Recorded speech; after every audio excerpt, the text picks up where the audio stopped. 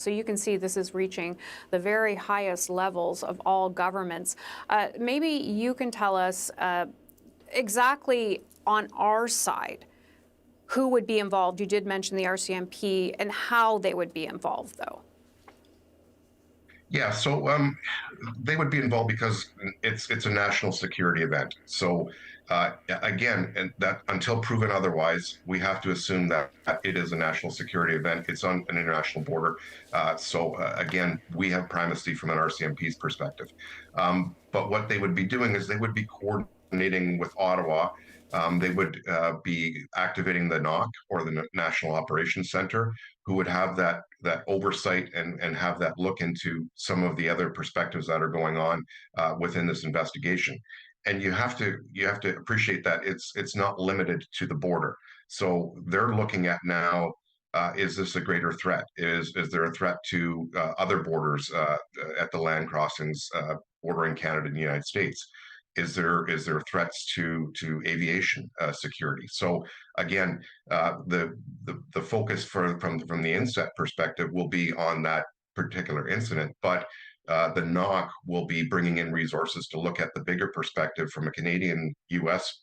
standpoint to say, is this a coordinated effort to thwart some security efforts at the borders or at the airports or such? So they'll be looking at intelligence feeders throughout the country and throughout North America. Again, I want to bring viewers some more information. This is breaking news as, it's developing moment by moment. We're talking currently to Cam Kowalski. He's a former RCMP officer. But for our viewers just tuning in, I want to remind people what's happening is that we're tracking this breaking news at the border crossings between the United States and Canada. There has been an explosion in a vehicle at the Rainbow Bridge in Niagara Falls. That explosion, we are now hearing reports that 2 people have died in that explosion. Those are reports. We're continuing to work to confirm that. But as I continue on with you, Mr. Kowalski, what does it say that 4 bridges are closed and a highway on the Canadian side about a potential threat here? Yeah, so I look at that from a couple of different standpoints. Again, I think it's due diligence to close the other borders because right now, again, infancy of the investigation, we don't know if it's a terrorist event.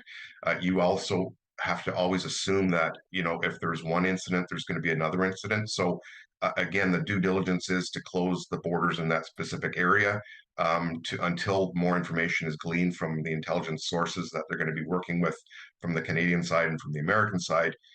But from a traffic management perspective, you have to. I've seen the interviews with the sergeant from the OPP. Again, you don't want people converging into the area, so closing the highways is a safety perspective, a safety thing to do. So that's just national or the natural course of business to make sure that you don't have a convergence of people coming in there that don't need to be there. So you would naturally do that until again you get into the later stages of the investigation, find out what's happening, and then you can open those up as you deem necessary. Can you give us a sense of behind the scenes what's happening now? We did hear from the Prime Minister in question period. We heard from the Public Safety Minister. We know that all the agencies are getting together. We do know that the Prime Minister did leave question period to get briefed again. But tell us how it's working, command center-wise, at least on the Canadian side. Yeah, from a command and control perspective, again, the FBI is the lead agency. So you're going to have somebody that's the point of contact from the FBI, probably from INSET, that is gathering the information.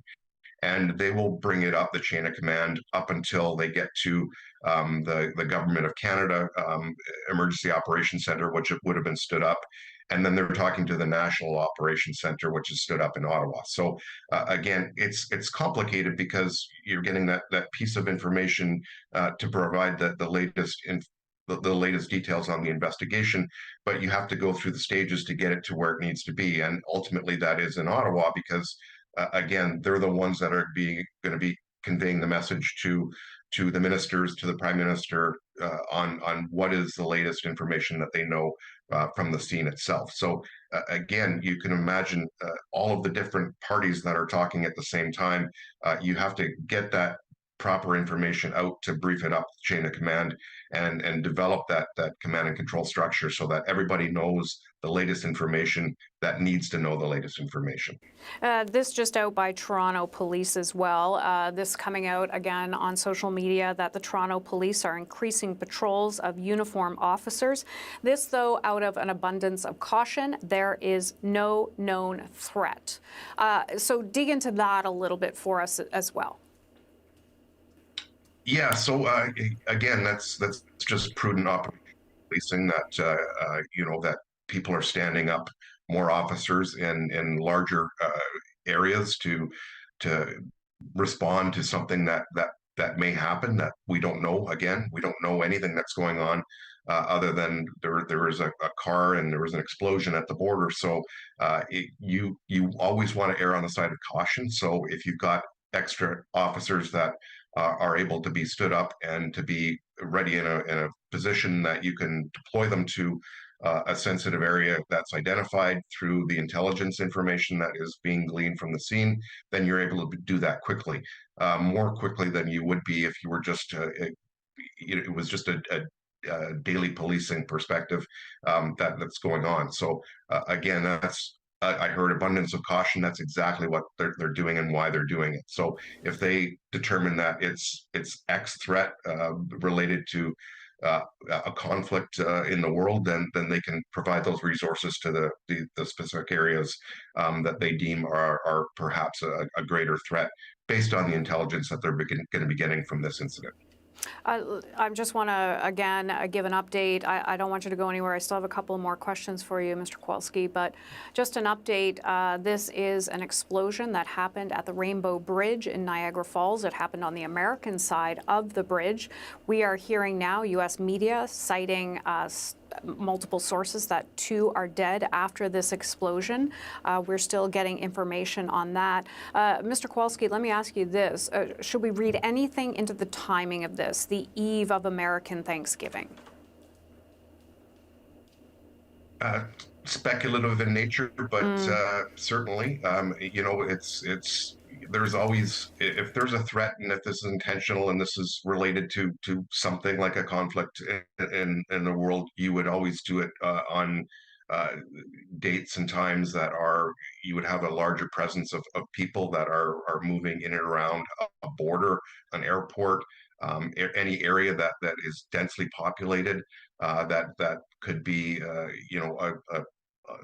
target of ease within a time perspective.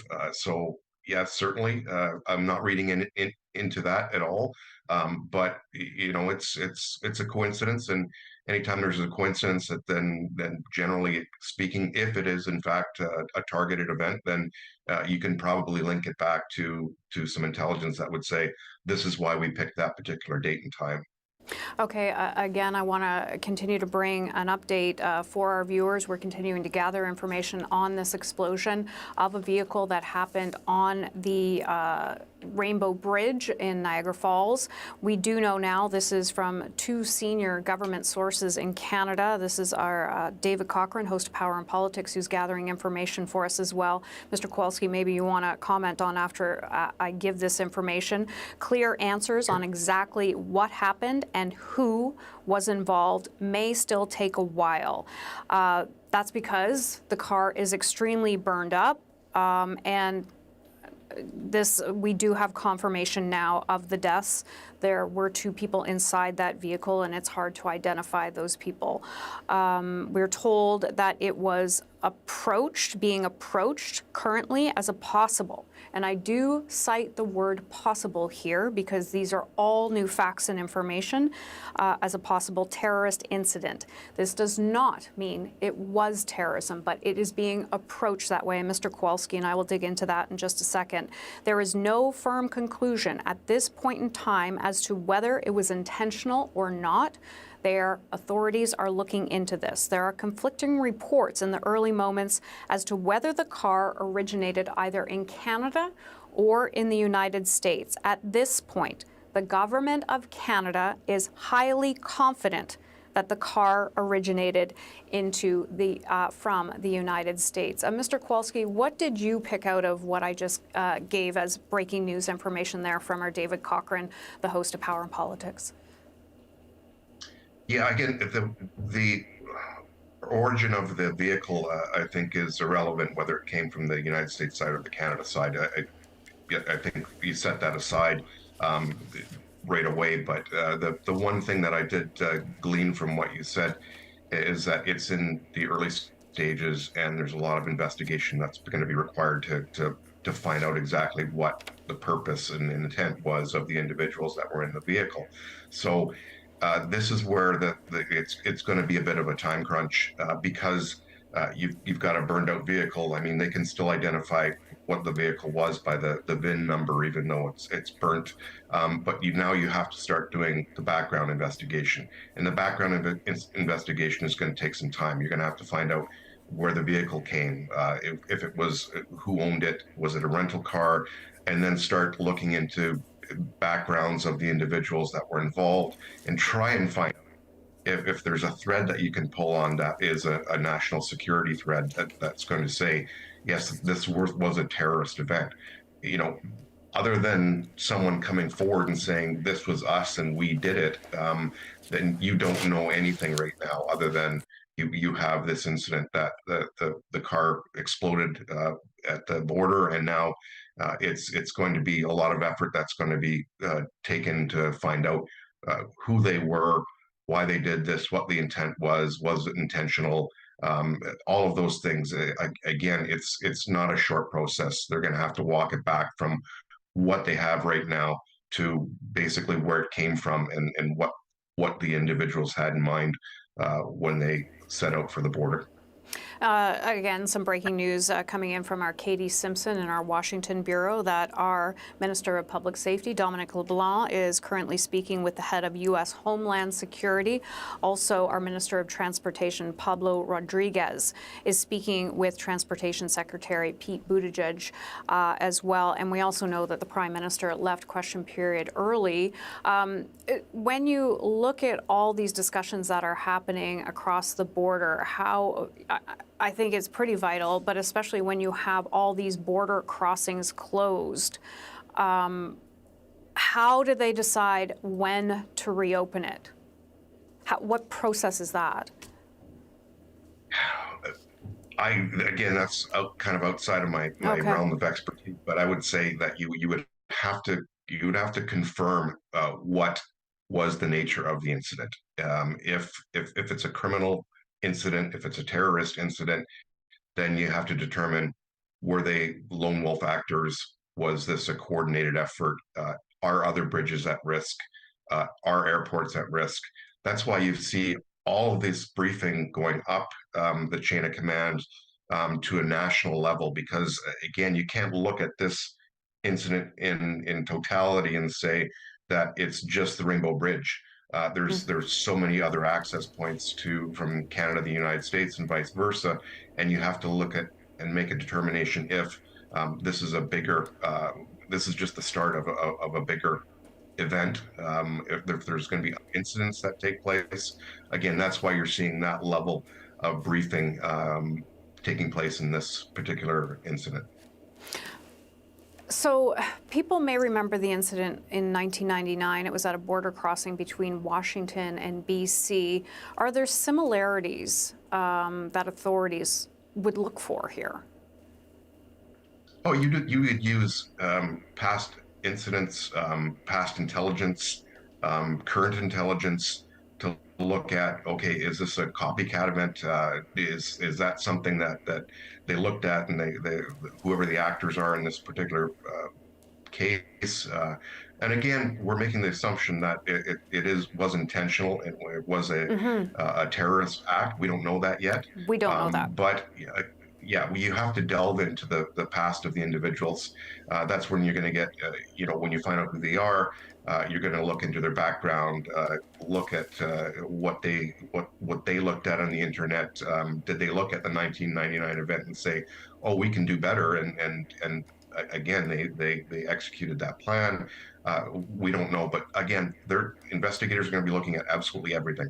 They're going to be tearing this apart and saying, "Okay, how did they get to this point? What did they do? What did they read? Who did they talk to? What were the social media channels that they looked at, et cetera, et cetera?" So again, it's an arduous process, and that's why I say it's going to take some time and effort to be able to confirm what the intent was, and then make the decision on when you open up the borders, or if you keep them closed and you close other borders. Okay, former RCMP officer Cam Kowalski in Hamilton, thank you for digging into this with us as this news continues to evolve even during our conversation. Really appreciate you bringing on the program. Okay, thanks, Hannah. Thank you, Mr. Kowalski. Now let's go back to Hillary Johnstone. She is gathering all the latest information on this explosion on the Rainbow Bridge in Niagara Falls. Hillary, what's the latest you're seeing? Well, at this point, Hannah, some of the latest information coming to us from our colleague David Cochran as well. Of course, all of our colleagues here who've been speaking with sources, but saying from officials that it is still unclear whether or not this was intentional or not. Saying that when Canadian officials were first alerted that this had happened, that it was being sort of looked at under the assumption that it might be intentional. But also pointing out, as you have been pointing out recently as well, that that does not mean that this is terrorism, even though it was something that they are looking at, saying that at this point it is way too soon to know exactly what this is, what the intention was behind it, because, of course, there's still a lot to piece together. We do know, according to this source, that the state of that vehicle that the FBI says exploded, that there is not a lot left of it, that it has been very, very severely burned. And of course, that confirmation that 2 people inside died. So that's sort of the latest information that we know at this point. I do have some maps here and some of the latest images that we want to bring people at home. But let's start with some of these maps just to sort of show people where this happened exactly. So, of course, you can see there on your screen the Rainbow Bridge, where this happened. We know that there are now 4 of those international crossings that have been closed. Of course, all of this along that Niagara River there. You can see Niagara Falls, Ontario on one side, Niagara Falls, New York on the other side. We've already heard from police on the Canadian side of the border, for example, that people should expect delays, not just at those border crossings and around them, but possibly even into cities as well because of the vehicles, or all the vehicles, the traffic that will be backed up because of this. I believe we have another map. Yep, here we go, just to sort of show you once again some of those areas, those 4 international crossings that have now been closed because of all of this. So you can see them there on your screen, including the Peace Bridge there down at the bottom, the Rainbow Bridge, of course, which is what we are so focused on right now, Lewiston, and Whirlpool Bridge as well.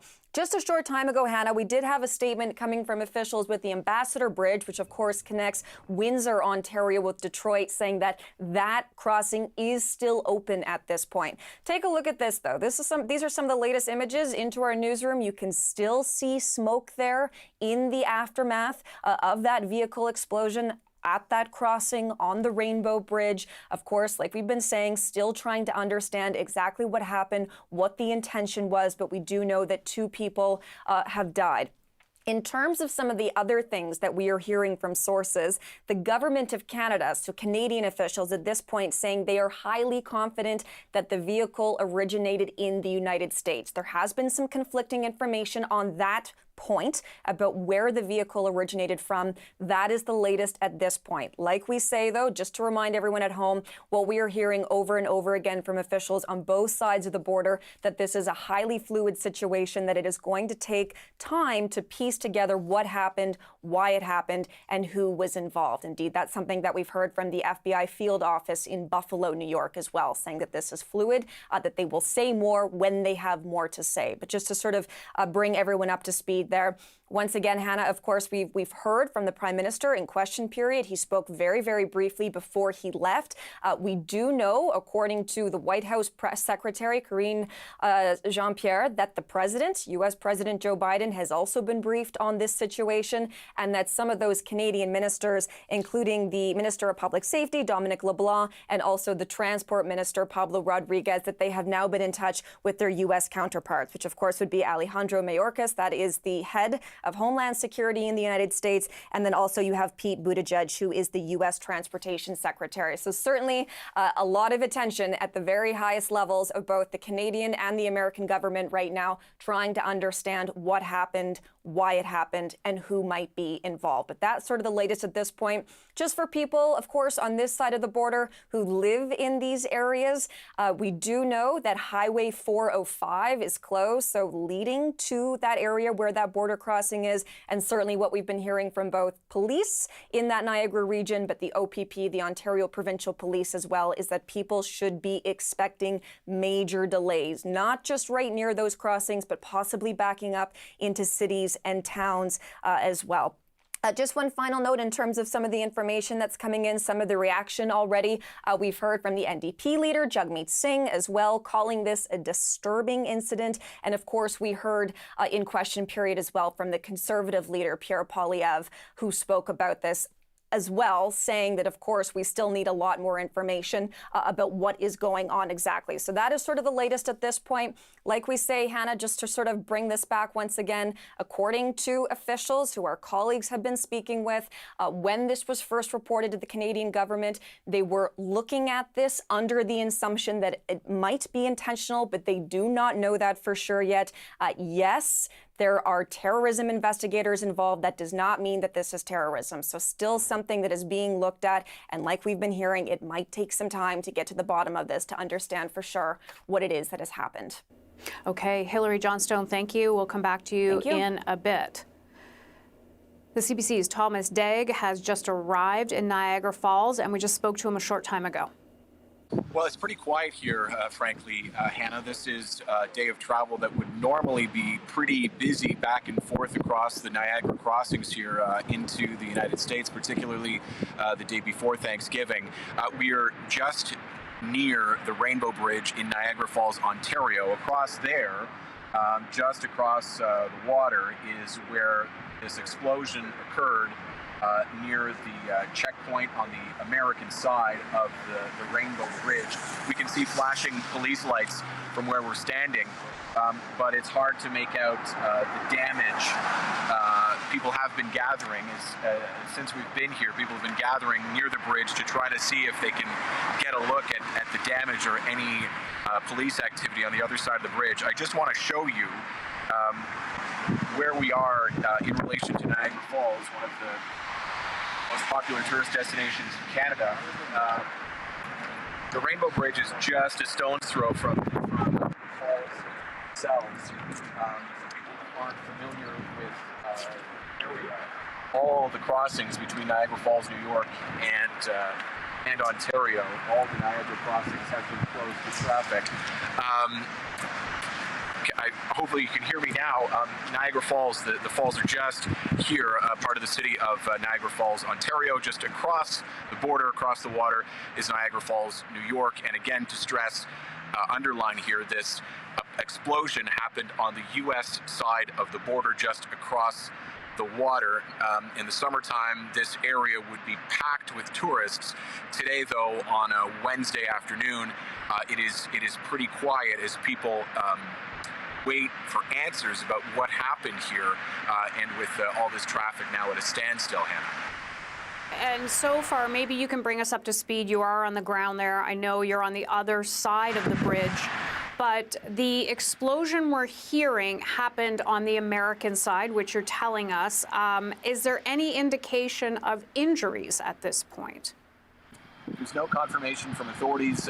The main point of communication so far in terms of updates on the investigation has been the FBI on the American side, and they have said very little other than describing this as a vehicle explosion at the Rainbow Bridge crossing towards Canada, but again, on the American side.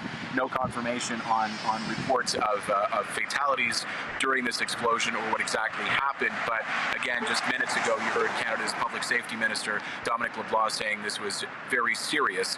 And we know that the Governor of New York, Kathy Hochul, has asked for state police to be coordinating with the FBI Joint Terrorism Task Force. So once you have the FBI's Joint Terrorism Task Force involved, it gives you a sense of what at least U.S. authorities suspect may be involved or may be the backstory to all this happening.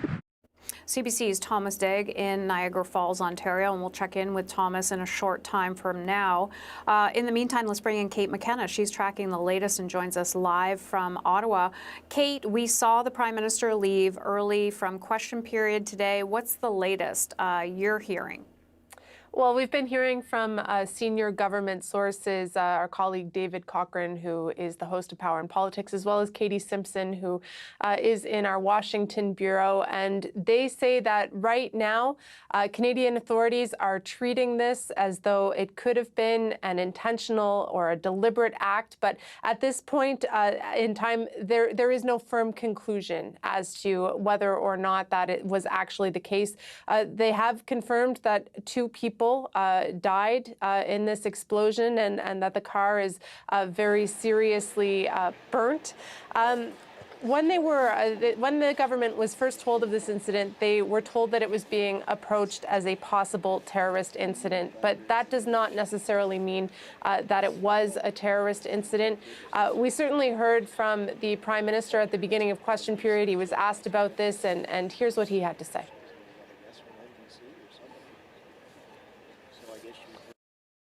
This is obviously a very serious situation in Niagara Falls. There was a vehicle explosion at the Rainbow Bridge crossing. I've been briefed by the NSIA and the Minister of Public Safety. CBSA, RCMP, and Transport Canada are all fully engaged in providing the necessary support. There are a lot of questions, and we are following up to try and get as many answers as rapidly as possible.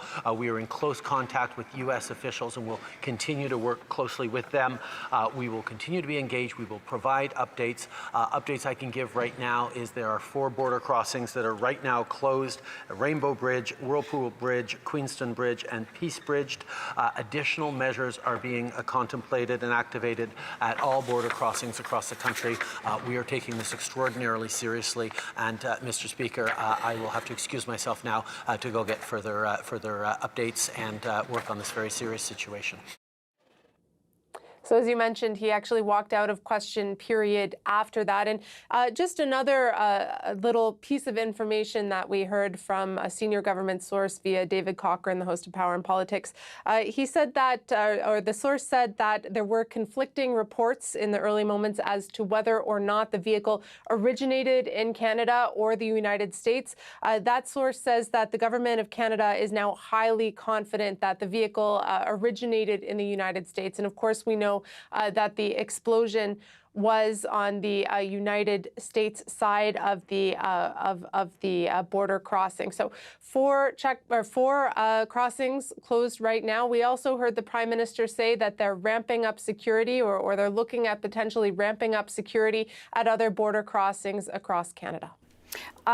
Also, we know that the Public Safety Minister spoke earlier. What did he have to say, Kate? Well, he really impressed on reporters how fluid this situation is, how quickly the facts seem to be changing as they work with their American counterparts to get as much information as possible. We know, of course, that the FBI is leading this investigation, and we know that Dominic LeBlanc, the Public Safety Minister, has been in conversation with his American counterpart.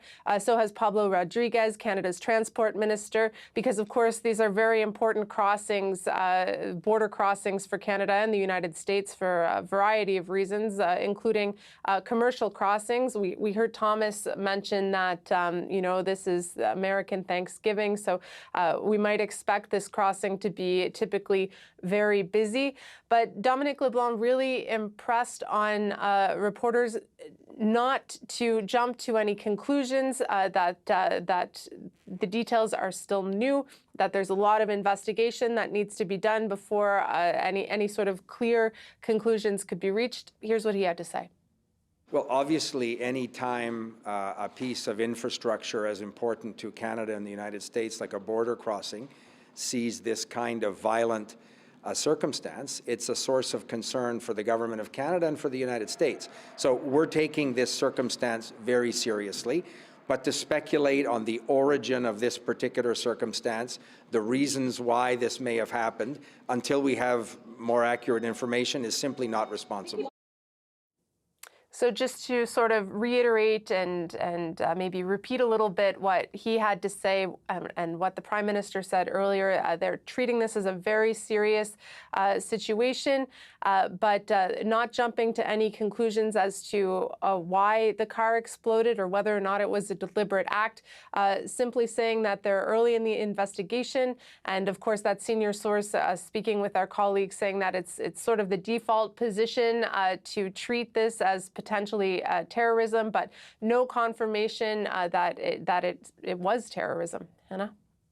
Okay, CBC's Kate McKenna in Ottawa. I also want to bring you, we did hear from our Hilary Johnstone a short time ago that we were hearing that the Buffalo Niagara International Airport has been closed to departing and arriving international flights on Wednesday.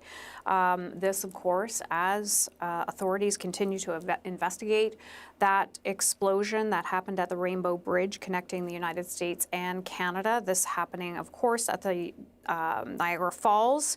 This is from the U.S. Federal Aviation Administration, so better known as the FAA. Clearly, this is affecting many closures. We know that 4 bridges have been closed at this time, and also a Highway 405. Those 4 bridges, again, for people in Canada: the Rainbow Bridge, the Queenston-Lewis Bridge, the Fort Erie Bridge, and the Whirlpool Bridge, which is a nexus crossing. So there you see a shot. That's from a traffic camera. That is on the American side of the Rainbow Bridge. You see authorities there on the ground. This also from the ground at the Rainbow Bridge on the American side. We know that this is being led by the Federal Bureau of Investigation, the FBI. The Canadian Border Services Agency are also involved, and the RCMP, all involved in this investigation. Former White House counterterrorism official Javed Ali has more on these security implications.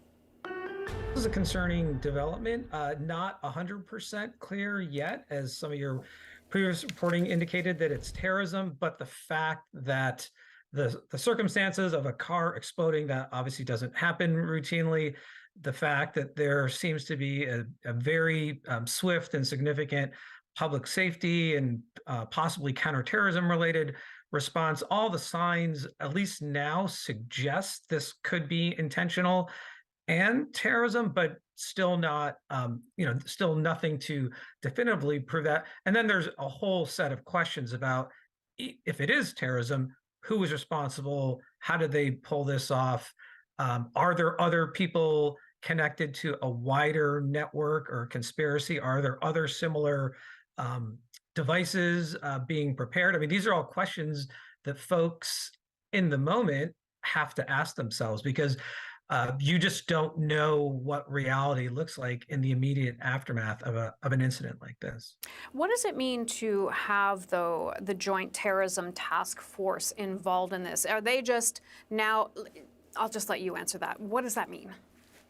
So every FBI field office, to include the one in Buffalo, has a Joint Terrorism Task Force. And this is something that has developed over the past several decades. And the Joint Terrorism Task Force is sort of the node inside each FBI field office where terrorism investigations and intelligence are managed. And they're comprised of FBI agents and analysts, but then task force officers from state and local law enforcement or other departments and agencies that have an interest in counterterrorism in that field office location. So in something like this, where you don't yet know with 100% certainty that it's terrorism, the default position generally tends to be have the Joint Terrorism Task Force activate, get all those folks mobilize to either report to the FBI field office or go to the incident site. And there's a complex choreography there to then begin the investigation. And sometimes what happens, even when the FBI Joint Terrorism Task Force structure is initiated, that the deeper you get into an investigation or an incident, sometimes terrorism actually gets ruled out, because then you can determine the identities of the individual or individuals involved, their motivations. But right now, that's way too early.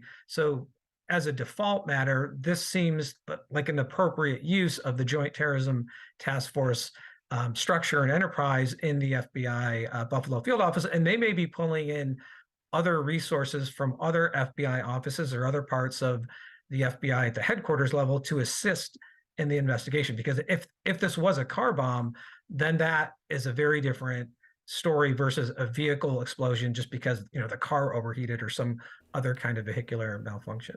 How quickly would they be able to identify if it was a mistake or if it could potentially, and we are not saying it's terrorism, but it could potentially be that? I mean, that's going to take some time forensically. It's based on the condition of the car, the people inside the car, any other material that's left intact. And right now, that's probably what the on-scene investigators, both at the FBI and state and local law enforcement and emergency responders who showed up, are trying to figure out. This is a big crime scene that has to be managed from a crime scene perspective, so you can start to put the pieces together to understand what actually happened. And is this a criminal act? Is this an act of terrorism? Or is it just a vehicle explosion? And those are all potential avenues that have to be explored. But it will take several hours to comb through this if there is enough physical evidence that's intact. One thing that generally tends to be really important when these incidents with vehicles happen is the VIN number for the car, because once you have the VIN number for the car, then every car has a VIN number, then you can track it back to the manufacturer, the people or persons who owned the car, and then there's a whole investigative trail and process that goes with that. But right now, does the team on site, do they have their hands on the VIN number right now? Don't know the answer to that, but that generally tends to be a really important clue when these incidents happen with vehicles. I know you're rushing off to something else, but before I let you go, what are you specifically watching for? We'll be watching for the information flow that comes out of the U.S. side and the Canadian side. It might still be too fragmentary for either side to release more to the public based on what they're learning right now. It will be also interesting to see if there's a claim or responsibility.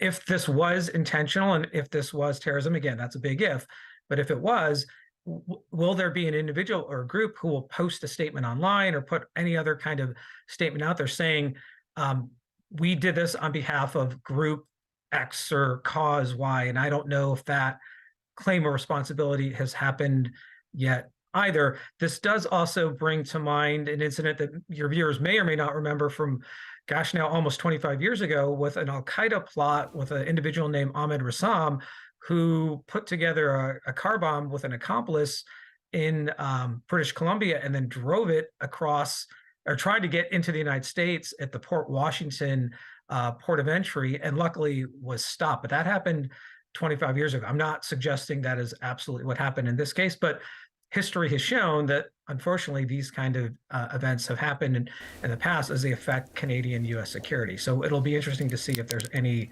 analogy to what happened nearly 25 years ago. That was former White House counterterrorism official Javed Ali. Now, let's stay on this breaking news story, and I want to bring in Alex Moran. He was a witness to what happened on the Rainbow Bridge. Joins us now from Lincoln, Ontario. It's just outside Niagara Falls. Alex, thank you for coming on today. What did you see?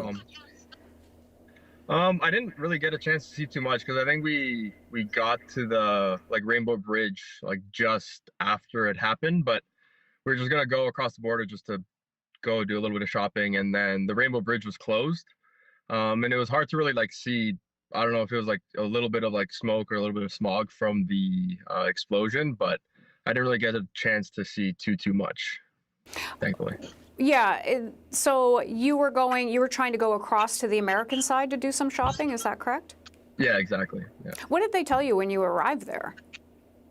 They didn't tell me pretty much anything. I just stopped to ask them like how I can get across the border, and then they just told me to go down to one of the other bridges, and then that was pretty much it. They didn't mention why it was closed or anything like that. So yeah. What was the time of day this happened? It was around like 1 p.m. or no, something around like anywhere between 12:20 to 1. Yeah, so yeah, that sounds about right. When you got there, what was the mood like? It definitely seemed a little bit down and kind of like gloomy a little bit, but it was like hard to know as to like why, because there's no, at the time, any information or news as to like what was going on and why the bridges were all kind of shutting down. Yeah, it's the eve of Thanksgiving in the United States. Were there a lot of cars or vehicles trying to get across the bridge? Yeah, so at the Rainbow Bridge, there weren't too many. But then when we went to by like the Queenston Bridge, that's where it was pretty backed up. So there's a lot of cars trying to get across the border. And then what happened? I guess everybody had to turn around and leave the area? Yeah, so I guess that bridge wasn't just yet getting closed down. So as we were going, there was just a bunch of cars. So we were still under the impression that we were just going to go across the border. And then there was a gentleman kind of coming back who rolled down the window and told me to just kind of turn around, because once you get to the border, they're just going to turn you around.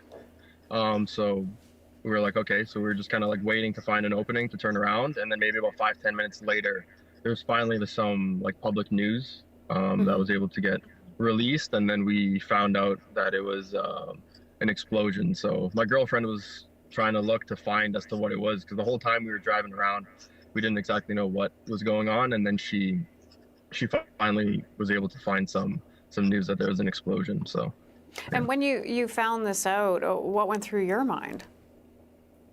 I guess initially for us, it was like, thankfully that we maybe got there a little bit later, because who knows, I don't know, if we got there a little bit earlier at the same time, maybe we would have been a lot closer to the incident. So I guess there was a bit of gratefulness on our end, I suppose, and a bit of sadness too, I guess, for like what was like happening, because the first, I guess, report released, it didn't say that there was any like casualties, but after a little while, when there was like more articles coming out, seeing that there was like two casualties and like one like border agent injured, it was kind of sad to hear, and especially after seeing that there might have been a possible like terrorist attack, it was definitely I guess a little scary in some sense.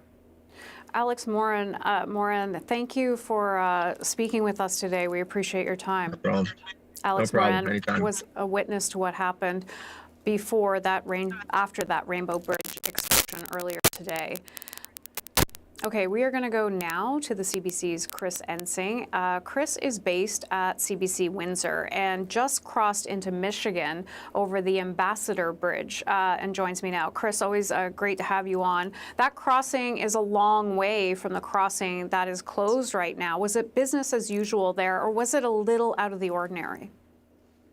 Yeah, Hannah, to travel in the afternoon in Windsor and go into Detroit is not uncommon for someone to come from Detroit and go into Windsor. Same kind of deal. The Ambassador Bridge is the busiest borderland crossing that exists in North America. Transport trucks going across, people going across every single day, mainly because of the auto industry and because of the way these two communities are connected. I can say, while going across today, there didn't appear to be any issues of extra length or extra waiting or increased security measures from what I could see in driving across the border from Windsor into the United States on the Ambassador Bridge. A normal number of cars, maybe a couple dozen vehicles. Most of those border entry points behind me were opened. You can see some flashing lights. I have seen an influx of vehicles that have arrived here, police and border security vehicles with lights flashing. I was able to speak with the border official who did the security screening to go in. I wasn't asked any additional questions than what I would usually be asked when crossing into the border, which again is a pretty common occurrence for people here in this area. They did say that they are on a heightened level of security. because of what has occurred. They also said that today is not an easy day. Other than that, it was showing the passport and then moving along. I'm making my way over to the Rainbow Bridge right now. This is not the only border crossing that exists here in Windsor. There's also a tunnel that is usually used for commuter traffic for people that are working inside of the city of Detroit. We're talking about nurses, healthcare professionals. There's many of them that are in that area, as well as manufacturing employees, some of the white collar jobs that are in there. We have been told that they are on a heightened level of alert as well. We have not seen any changes to the amount of traffic that's gone through. This is a holiday weekend, Thanksgiving weekend as well. So we had heard from officials before today about the things that people can be doing to make their trip easier and faster when they go across. But as far as what I'm able to tell in crossing over from Windsor to Detroit, no additional security measures that I saw that I had to go through that we've heard about in other periods of time when there's been heightened alerts due to other issues that may have been occurring within border security interests. So at this time, that's what we're seeing here. We also know that Sarnia has a crossing as well to travel in from Sarnia into Michigan as well. That's the other major border crossing that we deal with here in the southwestern part of Ontario. From what we understand, no changes at that border crossing at this time. I have been able to speak with somebody connected to the trucking industry who has told me that they have been telling their drivers to start making their way down to this part of Ontario to do any international traveling or crossings, which is, again, a normal occurrence that would occur over in that Western New York portion of the border with Ontario, saying to start traveling towards Windsor at the Ambassador Bridge or to go towards Sarnia and do the crossings there. Okay, really important information, and always appreciate your work, Chris Ensing in Detroit. Thanks. Now, I just want to bring you some information from the ground as well, from CBC's Roxana Wolishin. She is a producer on the scene in Niagara Falls. What she is reporting is that there were some Niagara Falls Bridge Commission workers in front of the Rainbow Bridge when she arrived on the Canadian side. They were told they weren't allowed to speak with reporters, but one of them did tell her that the crossing would be shut down for quite some time, at least 2 to 3 days, if not longer. We have not had anyone tell us that other than what we're hearing from our reporter on the ground. They have no idea at this point, and they also told them that they weren't allowed to be on the property, so they did have to leave and weren't able to do any follow-up questions. We're still trying to find out how long this potential shutdown of these bridges could last. Again, as you heard from our Chris Ensing there, but the Detroit-Windsor Bridge is currently open, and that truckers are being told to go in that direction if they want to cross into the United States or the United States into Canada. The 4 bridges that are currently closed, the Rainbow Bridge, the Queenston-Lewiston Bridge, Fort Erie Bridge, as well as the Whirlpool Bridge, which is the Nexus crossing. We have some images up there of that location. Also, Highway 405. This was from the OPP spokesperson a little bit earlier, who was giving us all of that breaking information. We are still waiting to hear if there's any update from the Prime Minister's office, the Public Safety Minister's office. They have been in contact with their counterparts in the United States. We also know that the Prime Minister left question period early to get a further briefing on what's happening there on the scene. We do know that 2 people have died because of this car explosion, and it was on the American side of the bridge. But let's bring in our Hillary Johnstone, who is gathering information as well. Hillary, what's the latest you're seeing? Well, the latest at this point, Hannah, of course, is that security officials on both sides of the border are trying to understand, of course, what happened and why it happened. More importantly, what the intention was here. So certainly what we've been hearing coming from our colleagues, David Cochran and Katie Simpson as well, who has been speaking with sources, both of them saying that when this first was sort of came in and both Canadian officials were alerted to this, that they were operating under this assumption that it might be intentional. Yes, of course, we even know this from the FBI field office in Buffalo, that they are investigating this along with terrorism investigators. That does not necessarily mean, though, that this is an act of terrorism. Just to be very clear here, that they are still trying to understand why this happened. Part of the reason why officials are saying that it could take some time is because of the state of that vehicle, that it has been burned. And of course, we know the 2 people inside are dead. That has been confirmed from officials now through sourcing, who our colleagues, of course, have been speaking with. So 2 people have died. Now, in terms of the current situation, we do know that those 4 international crossings are closed. You were going through them there, Hannah, of course. I do believe we have a map that we can bring up once again. Of course, the Rainbow Bridge is what we're so focused on. We know that that is closed, and we know some of those other crossings are as well. The Ambassador Bridge, though, that connects Windsor, Ontario with Detroit, that is still open at this point. I do want to bring you now, though, an eyewitness. So this is a Canadian resident who was on the U.S. side of Niagara Falls, who spoke a little bit about what they saw. So here's a little bit of what we're hearing from that Canadian resident. So we were walking up the road, and we seen this car coming down towards the border, and he was flying over 100 miles an hour. There was a car in front of him. He swerved out, went in front of the car, hit the fence, went flying up into the air. He hit, I think there was a elevation part. He went up into the air, and we just seen the fireball, and that's all we could see. It was just covered in smoke everywhere. So the car was coming from the U.S. into Canada, towards Canada? Yes, it was going towards Canada, yes. Looked like it hit part of the fence because it's all damaged, and then it went elevated up, and then it went up into the air, and then it was just a fireball and smoke everywhere. I've never seen anything like this. It was just incredible. The fire was so high up in the air. So that's what we heard there from that Canadian resident who had been visiting the American side, the U.S. side of Niagara Falls. A couple things there that he spoke about, Hannah, that I think are good to pick up on. First of all, he talked about there being fire, some sort of explosion. And we do know that the FBI field office in Buffalo, when they put out a statement on X, of course, formerly known as Twitter, they spoke about the fact that there was a vehicle explosion, but we don't for sure know what that means, of course, at this point, in terms of what they mean when they talk about an explosion. If there was something inside the vehicle or not. We do not know that at this point. That eyewitness also spoke about seeing a vehicle moving from the U.S. towards Canada, and certainly what our colleagues have been hearing from their sources is that Canadian officials believe strongly that this originated on the U.S. side of the border. There has been some conflicting information on that, but that is what our colleagues at this point are hearing. Just finally, of course, for people who live in this area who are going to be impacted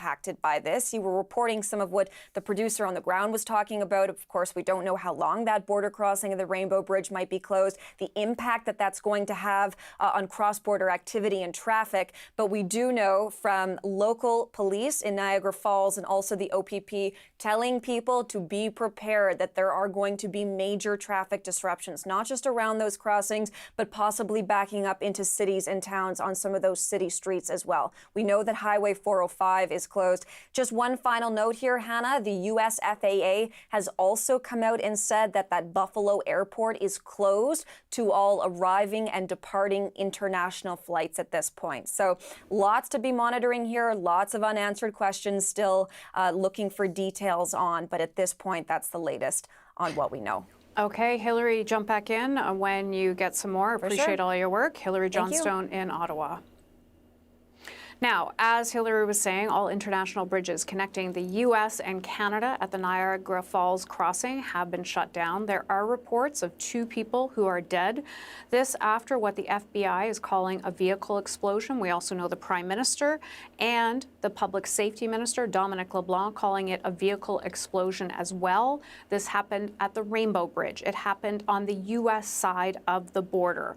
Our Thomas Dagg is on the Canadian side of the bridge in Niagara Falls, joins us now live. Thomas, tell us what you're hearing and seeing on the ground right now. Just want to draw your attention, Hannah, to these heavy trucks that have been moved in. We saw them come in just in the past few minutes. These are City of Niagara Falls trucks that have been moved in at the entrance to the Rainbow Bridge, where you would normally be able to turn in to approach the Rainbow Bridge from the Ontario side. heading towards New York. Now, again, this is out of an abundance of caution. Local authorities here on the Ontario side have added barricades and kept people away from that bridge. You know, the day before Thanksgiving, normally there would be a fair bit of traffic going to the United States from the Canadian side and back and forth. There is on any day at the crossings here in Niagara, but as things stand right now, they are all closed. And you can tell from the way things are set up, this is not going to change for the foreseeable future, at least the next couple hours, the way they have sort of temporarily moved these trucks into position, blocking access to the Rainbow Bridge towards New York. I should say that we were speaking briefly with some workers from the Niagara, the Bridge Commission here on this side a short while ago, and they were saying what they're hearing from their superiors is the crossing will be closed for 2 to 3 days, if not weeks. If you've seen pictures or video of the damage on the American side of the crossing, you can imagine there is going to be a fair bit of investigation and cleanup that's going to have to be done on that Rainbow Bridge crossing before it is reopened to traffic. Normally, there are 15 lanes heading into the border on one side, 16 on the other. This is a very heavily used bridge for people traveling to Ontario or to New York, either direction. Again, there's no word from authorities yet on when the bridge may be reopened, but it looks, by the looks of things, it's going to be some time yet, Hannah. Yeah, especially as you mentioned, all those heavy vehicles that are moving in to block that bridge behind you. Thomas, you have also been hearing from some witnesses. What are you hearing? Yeah, some tourists mainly who are milling about here near the entrance to the bridge, wondering what they're going to do. Some of them crossed over to Canada for a couple hours to get a good view of Niagara Falls, one of the greatest tourist attractions in the country, intending to walk back over the bridge to the United States later in the day or even just minutes later, only to realize that they're now stuck on this side. All the crossings here are closed. We were speaking with some tourists from Europe who don't know what they're going to do. Their rental vehicle is on the other side of the bridge.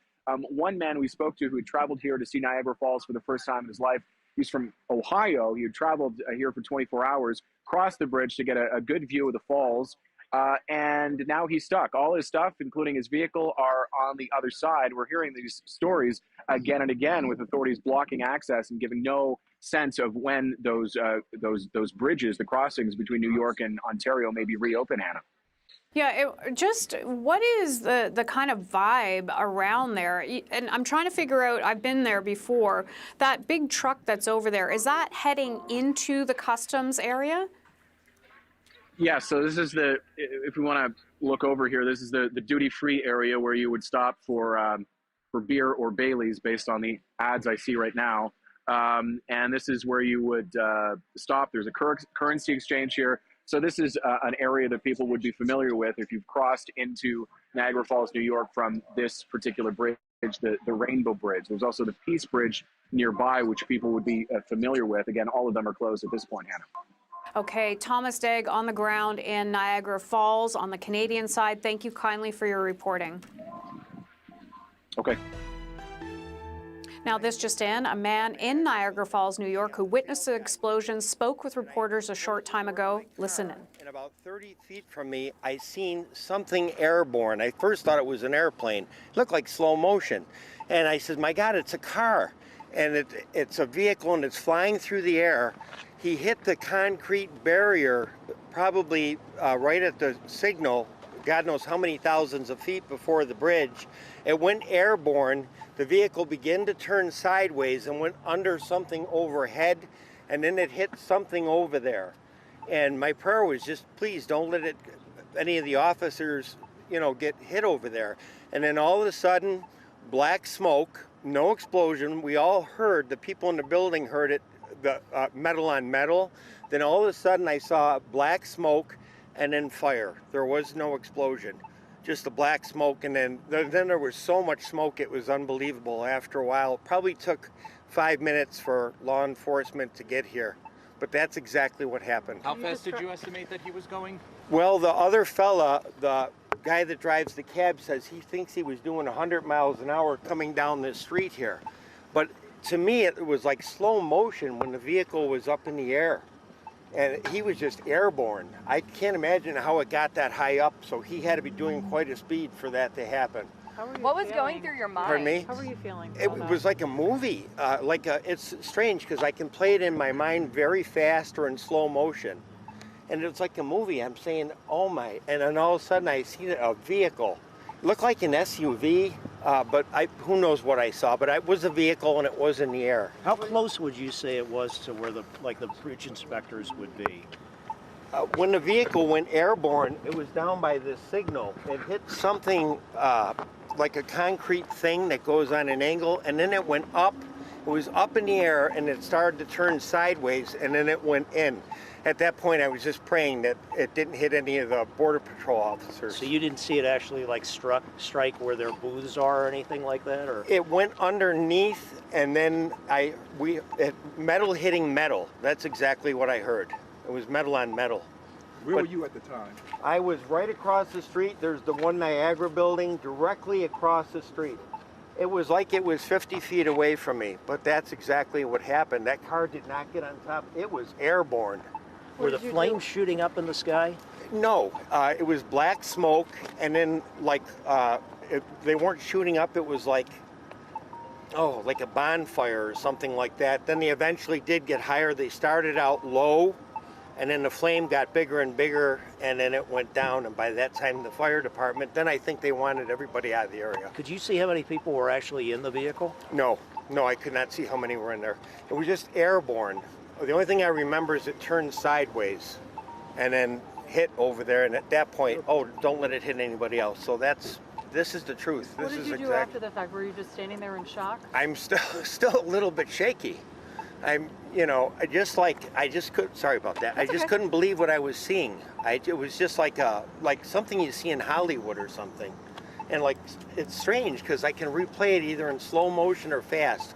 But it looked at that point when the vehicle was in the air, it was like it was moving 30 or 40 miles an hour. And how did you happen to be here? Okay, that was Ricky Wilson. Ricky was a witness to the car explosion at the Rainbow Bridge. For more on this, I want to bring in New York State Senator Robert Ortt.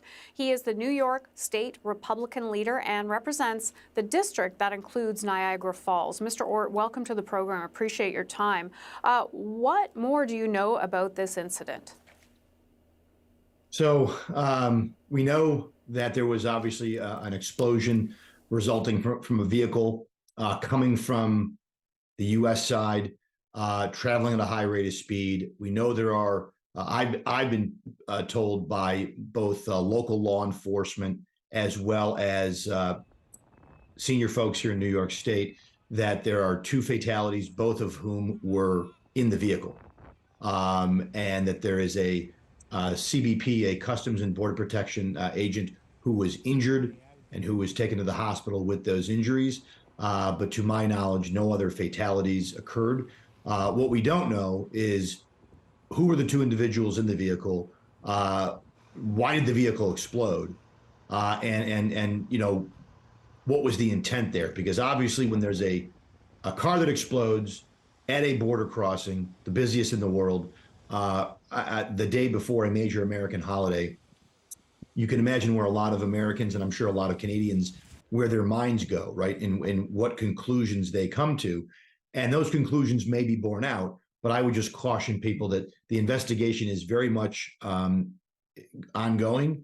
I think there's enough, I've been told enough that gives me caution on jumping to a conclusion as to whether or not this in fact was terrorism, whether there were actually explosives in the vehicle, or what the intent of this was. Jarring though it is, scary though it is, and certainly enough to give American holiday travelers and even Canadian holiday travelers, people who might be coming over here or vice versa. There's a lot of folks in my district that have family in Canada. Those bridges are closed right now. I do not know when those are going to reopen, but certainly a scary day and a reminder that we live in at times a very dangerous world. But that's what I know at this point. talking to the governor of New York, talking to the mayor of Niagara Falls. I've spoken to members of Congress, federal representatives, as well as local law enforcement. And again, I would just urge everybody to withhold judgment and remain cautious as this investigation moves forward. I think that's a really important message to send out there because we don't want to scare people, obviously. However, these bridges have been closed. You did mention that the vehicle was traveling at highway speed. Can you explain that a little bit for us? Yeah, a high rate of speed. From my understanding, high rate. My apologies. Yeah, from my understanding, between 80 and 100 miles an hour at its top speed as it approached, obviously the international Canadian U.S. border there.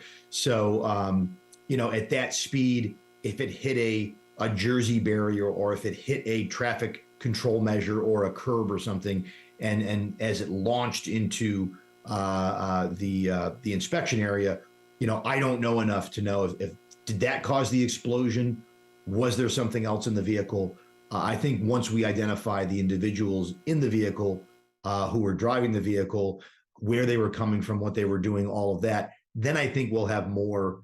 We can come to maybe a more of a conclusion. And I know law enforcement is working very hard because given the fact that it is a holiday weekend, certainly on this side of the border, I think it's very important. We want to get information out to the public as soon as possible because I think it's just then, not knowing what happened is almost worse sometimes than knowing what happened and then being able to move forward from there. So I think, the sooner we can get information out to the public, the better. But I would, certainly on this side, whether you're going to the Buffalo airport, whether you're traveling even just across New York State, but certainly if you're traveling to the airport, you're going to incur longer delays as a result of additional security measures. And obviously, if you're planning on traveling to Canada or vice versa, at least for the time being, those plans are going to have to be put on hold. Let me just translate that speed. That is extremely fast. So it's 80 to 100 miles, you say. That's if it's 80 miles, that would be about 128 kilometers per hour in Canadian. That's very fast. Can you help me understand, was the vehicle heading onto the bridge or heading off of the bridge from the Canadian side? So it seemed, again, there's a couple different theories or stories that I've heard. My understanding was it was coming. It may have been coming. There's reports that I've seen that it may have been coming from the casino, but that it was moving towards the checkpoint or onto the bridge. Now that's what I understand right now. That may not be the case because the initial reports I heard was that the vehicle was coming from Canada into the U.S. And now I'm being told that it was actually traveling. The vehicle was originating within the United States, if you would, within the city of Niagara Falls, or coming in that direction. So, I've seen some of the footage, the security footage of the vehicle being airborne, and so I think we'll get there. We will get the identities of these individuals, and I think once we know who they were, it'll be hopefully a short trip from there to what were they doing, and what was their intent? Was this just was it a freak accident? Was it a medical emergency? Was it a lone wolf kind of terror attack? Or was it, maybe part of something even larger? Hopefully that's not the case. I know our law enforcement right now, both locally here, and I'm sure working along with our Canadian partners as we do all the time. I know they're working on the other bridges to make sure that there are no other additional threats that maybe we might have missed or might not be tracking. So the good news, I think, for Americans and Canadians, this is the busiest border in the world. It's the most trafficked border. And it's also, I would argue, easily one of the safest borders in the world. And so whether it's the Canadian officials or the American immigration customs officials and our law enforcement agencies, they do a great job working hand in glove every day. And so in a moment like this, I have every confidence that they will continue to do that and get to the bottom of what happened here and make sure that from there we continue to have that ease of movement, but also do so in a safe and secure way. Have you been briefed on the origin of the vehicle? Was it a vehicle registered to Canada or a vehicle registered in the United States? So I have not been made aware of that information. And I don't know if the individuals that I spoke to about 2 hours ago, hour and a half ago, I don't know at that point if they knew that information as they were speaking to me. But I have spoken directly with the governor of New York, Governor Kathy Hochul. I've spoken with the mayor of Niagara Falls, U.S., Robert Rustino, as well as our local sheriff and others in government here, all trading different stories, but also in my situation, getting briefed on what they knew. I think they've been circumspect about, again, moving to a conclusion, but I would anticipate, hopefully before the end of the day, that we would at least know some of the things you just mentioned there. Who did the vehicle belong to? Where was it registered? And who was in the vehicle at the time of this incident? Let's talk about, we are hearing from the Canadian side, one of our reporters on the ground, from people who don't who are not authorized to speak, but they're saying the bridge could be closed for 2 to 3 days, if not longer. Is that what you're hearing? Well, I think that's certainly a plausibility. At least the Rainbow Bridge. I mean, obviously you have significant damage, regardless of what the intent was. There was some very real damage. And I'm certain that as the investigation moves forward, it could be, you could have a crime. You have a crime scene essentially, or at least a possible terrorist scene. So if that ends up being what happened, so I think the Rainbow Bridge absolutely could be closed for several days. Hopefully, I mean, it'd be my hope that the other bridges, if they can verify if this is not part of something larger, and if we can, say that there is no ongoing threat as a result of this, you would hope, for a variety of reasons, not the least of which it is Thanksgiving, busy travel weekend, that we could reopen those bridges, those other points of entry. But again, I have to leave that to the security professionals to make that determination, and obviously that'll be done in concert with both governments in Canada and the U.S. But I certainly think if you were planning on going either to the United States or to Canada today, I think those plans are definitely going to be on hold. Yeah, when it comes to, goods travel across those bridges as well. We're hearing from one of our reporters that trucks have been advised to go to the Detroit-Windsor Bridge. Is that what you're hearing? Yes. I imagine they are rerouting all commercial traffic as well as possibly non-commercial to that border crossing, which obviously means if that was where you were going to go, or if that's where you're going to go, you're going to be looking at probably significant lines and maybe even some delays as they have to handle all that traffic that might have normally come across 3 bridges, right? Because you're talking about 3 ports of entry, essentially. Maybe, well, I could argue 4: Peace Bridge, Rainbow, Lewis and Queenston, and Whirlpool. So if all of those remain closed for any significant amount of time, the additional traffic at the Detroit-Windsor is going to become very significant.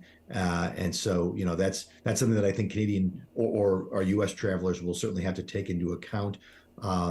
Hopefully tomorrow, at least being Thanksgiving Day, hopefully it is, there's a less travel, but hopefully that can maybe give that port of entry a break. But, again, we have some law enforcement members who were planning, I'm sure, being with their families around their kitchen table tomorrow night for Thanksgiving, and they're going to be instead up at the Rainbow Bridge or the border trying to get down to the bottom of what exactly happened.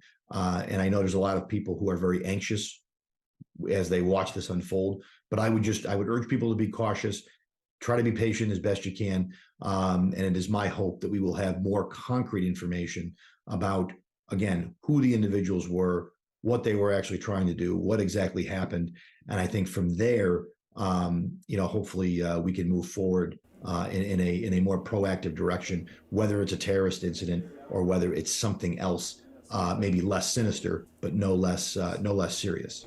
Well, I mean, it's interesting. We were just talking about where trucks should be diverted. Mike McMillan, who's the president of Private Motor Truck Council of Canada, was watching CBC News Network and saw that report on the Windsor-Detroit crossing. He has spoken with the CBSA officials, which is on our side, and all trucks that were heading to the crossings that were closed have been advised to go to the Lansdowne crossing. They can by all means reroute their customs paperwork, etc., to Windsor, Sarnia, and other international crossings. But if they had paperwork for the closed crossings, they can simply head to the Lansdowne and it will be processed there. So instant information as we talk.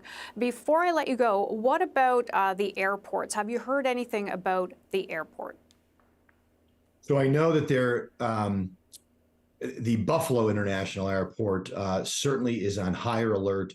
I know that every vehicle that is entering the airport, certainly if you're going to be waiting for, a loved one or someone returning from a flight and there's going to be dogs sniffing your vehicle, and you may have to incur longer lines as you have to go through additional security measures. I don't know if that's a result of any new intel or if that's simply a precautionary measure taken in response to what happened at the border. And I'm sure every airport, certainly in New York, is going to be on heightened alert. It is a busy weekend anyways, a lot of holiday travel. And that I think always brings with it a heightened level of security, or should. But at the same time, I don't know if that's a result, again, of any ongoing threat or intel of an ongoing threat. I think it's simply a response until we know for sure. We're going to err on the side of caution when it comes to protecting our citizens and travelers wherever they're going, so they get to their destination. So I think that's what's going on right now. That may change depending on the result of what we find out what happened at the Rainbow Bridge. Senator Robert Ortt, I want to thank you for taking such a gracious amount of time from your day and appreciate all the information you're sharing with us. I appreciate you guys for having me. And, to your viewers, I hope everyone has a safe and happy weekend. And hopefully those border crossings open up again soon. Yeah, absolutely. To you as well, and happy Thanksgiving. Thank you. The CBC's Kate McKenna is back with us now. She is tracking all the latest political reaction here in Ottawa. Kate, what are you hearing now from the Prime Minister on this? Well, some of what we've been hearing from senior government officials kind of complements what we were just hearing from the senator there. And one of the big things that has come out in conversations held by David Cochrane, the host of Power and Politics and a senior government source, is that it could be a while before we have clear answers on exactly what happened and who was involved. And part of the reason for that is that the vehicle that exploded is quite burned. And as well, we heard from that senior source that there were two people inside and they're both deceased now. When the government of Canada was initially told of this incident, they were approached as it being a possible terrorist incident. But what was stressed to us via these sources is that that's kind of the default position they were taking, that it isn't necessarily a terrorist attack. There's nothing concrete to link it to being a deliberate attack at this point, at least that has been made public at this time. Here's what the Prime Minister said earlier today. This is obviously a very serious situation in Niagara Falls. There was a vehicle explosion at the Rainbow Bridge crossing. I've been briefed by the NSIA and the Minister of Public Safety. CBSA, RCMP, and Transport Canada are all fully engaged in providing the necessary support. There are a lot of questions, and we are following up to try and get as many answers as rapidly as possible. We are in close contact with U.S. officials, and we'll continue to work closely with them. We will continue to be engaged. We will provide provide updates. Updates I can give right now is there are 4 border crossings that are right now closed: Rainbow Bridge, Whirlpool Bridge, Queenston Bridge, and Peace Bridge. Additional measures are being contemplated and activated at all border crossings across the country. We are taking this extraordinarily seriously, and Mr. Speaker, I will have to excuse myself now to go get further updates and work on this very serious situation.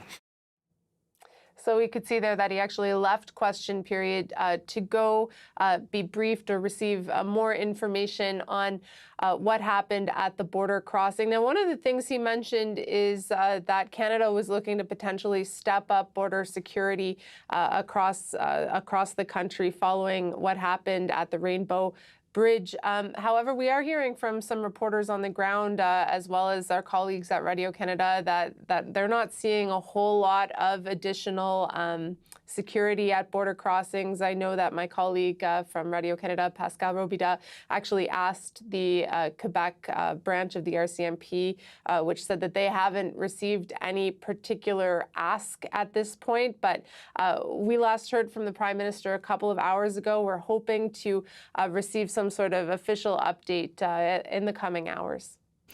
We've also heard from other ministers and federal leaders. Tell us about that too, Kate. Yeah, the first official correspondence we heard was from Dominic LeBlanc, who's the public safety minister, and he really stressed the importance of not drawing any conclusions, to wait until the facts are borne out. He said he was in early discussion with American authorities to get as much information as possible. But he said in the early hours, and of course this is common in events such as this, there are sometimes contradictory reports, and so he wasn't keen to speculate on any sort of motive or whether or not it was deliberate, or just simply confirming that that a vehicle did blow up on the American side of the border crossing. Here's what he had to say. Well, obviously, any time a piece of infrastructure as important to Canada and the United States, like a border crossing, sees this kind of violent circumstance, it's a source of concern for the government of Canada and for the United States. So we're taking this circumstance very seriously. But to speculate on the origin of this particular circumstance, the reasons why this may have happened, until we have more accurate information, is simply not responsible. We can say that a senior government source did tell CBC News that at this point the government is very confident that the vehicle originated on the American side of the border. We also know that Dominic LeBlanc, as well as Transport Minister Pablo Rodriguez, spoke with their American counterparts to discuss what can be done, because of course we know from hearing from the senator and other people at the border crossing that these are very important border crossings for Canadians. Particularly, there is a long weekend this weekend in the United States, so discussions about safely reopening or even looking in that direction. And we also heard additional comments from the leader of the NDP, Jagmeet Singh. Here's what he had to say. I want to begin by just expressing my deep condolences to those impacted, those injured, potential fatalities.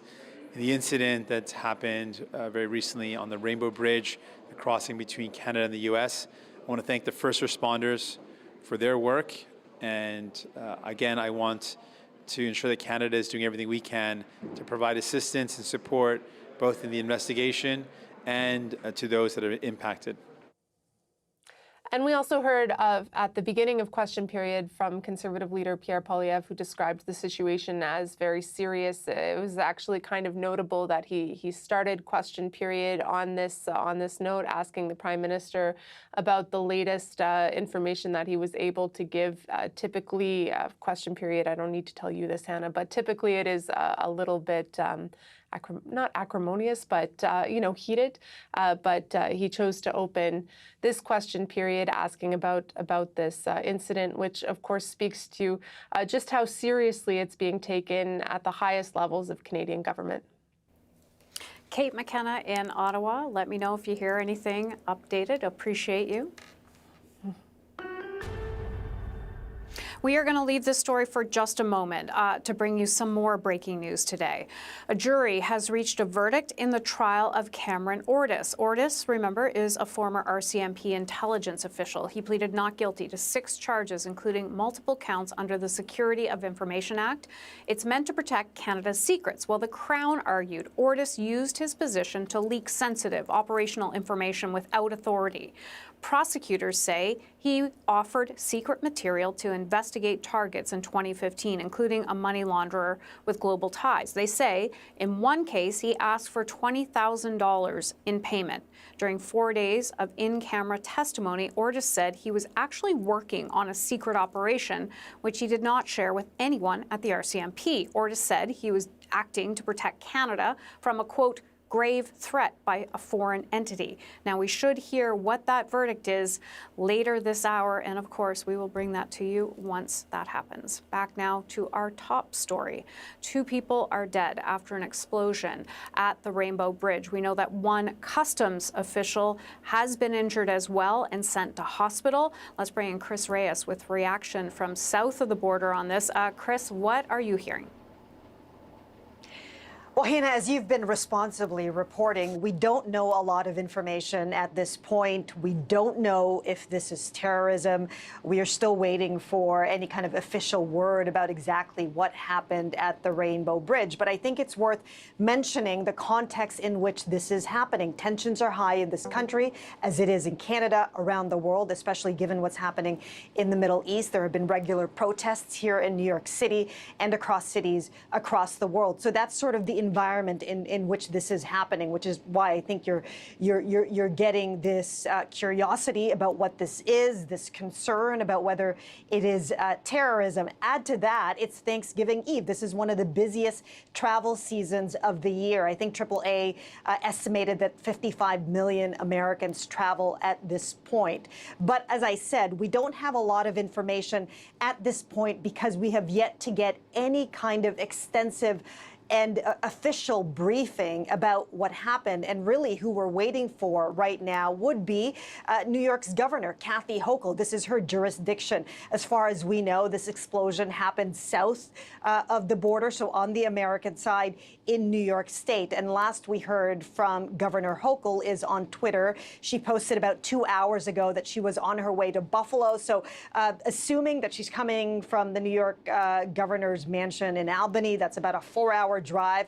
I don't know if she's flying, but I imagine she's going to be arriving in Buffalo shortly. She also posted on Twitter, or now X, that at her direction, New York State Police is actively working with the FBI Joint Terrorism Task Force to monitor all points of entry to New York. So that gives you a sense of the speculation around this incident. About 45 minutes ago, we heard from New York City Mayor Eric Adams, and he pretty much said the same thing, Hannah. He said that the NYPD have been working closely with New York State Police, and in fact, some NYPD officers are already on their way to Buffalo at this point. And he also said that he'll have more information at a briefing happening this afternoon. Now, this is a pre-scheduled briefing, given that the Macy's Day Thanksgiving Parade is happening tomorrow, and that's a big security situation. Thousands of people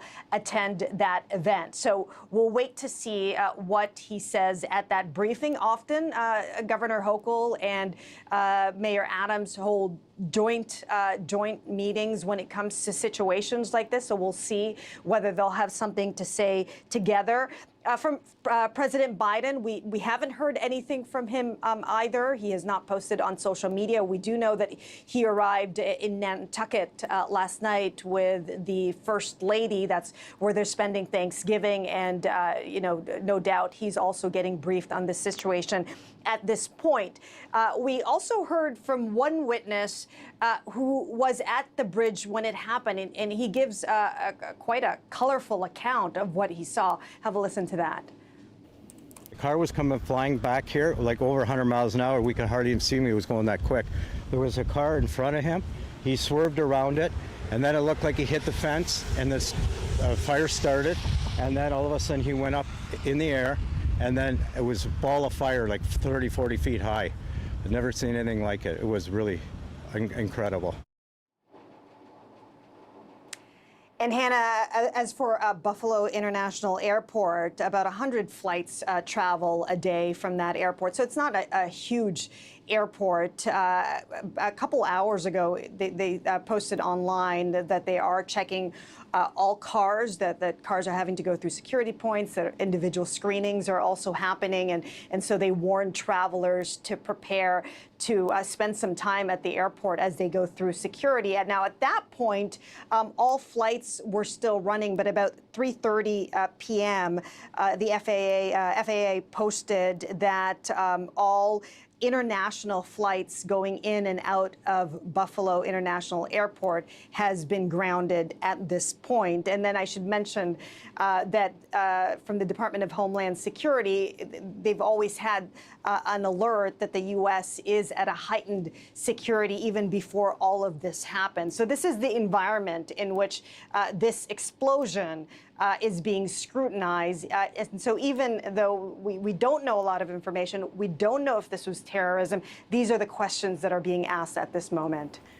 Okay, Chris Reyes in New York, thank you as always. Thank you.